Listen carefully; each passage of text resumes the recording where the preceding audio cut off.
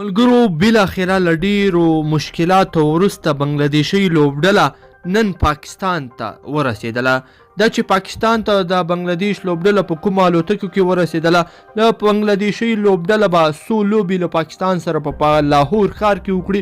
هر څه راسره په دغه ویډیو کې وګورئ، خو ویډیو راسره تر پایه پورې وګورئ. ګرانو مینوالو السلام علیکم، وخت مو پخیر. بالاخره د ډیرو کلونو وروسته پاکستان هیواد ته نړیوال کرکټ ستون شوی دی چې تازه د بنګلادیش کرکټ ملي لوبډله به نن چهارشنبې د ځانګړي الوتکو له لارې پاکستان ښار ته ورسېدله او پاکستان کرکټ بورډ له بنګلادیش سره د ټیسټ لوبې سیریز هم په لار اچولی دی چې پاکستان کې به ترسره سي.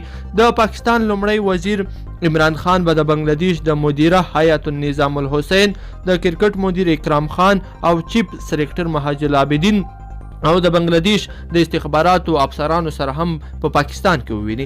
بنګلادیش به د پنجشنبې په ورځ پی سی ای هوټل ته سفر وکړي او ترڅنګ به په قذافي نړیوال لوبغالي کې تمرینات هم ترسره کړي. د پاکستان او بنګلادیش ترمنځ به د شلاوریزو لوبو لړۍ د جنوري په 24 15 او 20 په لاهور ښار کې د قذافي سټیډیم کې ترسره شي. د دې لپاره چې د انلاین ټیکټونو پلور لا د مخه پیل شوی دی، د بنګلادیش د کرکټ ملي لوبډلې پخوانی لوبډل مشر شکیب الحسن د کرکټ نړیوالې شورا د لوري د یو کلن بندیز سره هم مخ شوی دی او نشي کولی چې لوبډلې سره پاکستان ته سفر وکړي.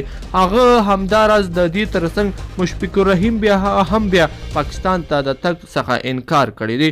نو ګرانو مینوالو په دې هیله چې دغه د نن ورځې ویډیو به مو خوښه شوي وي، که مو خوښه شوي نو در سره لایک کړئ او نورو ملګرو سره یې هم شریکه کړئ. تر بلې ویډیو پورې د لوی الله په امان.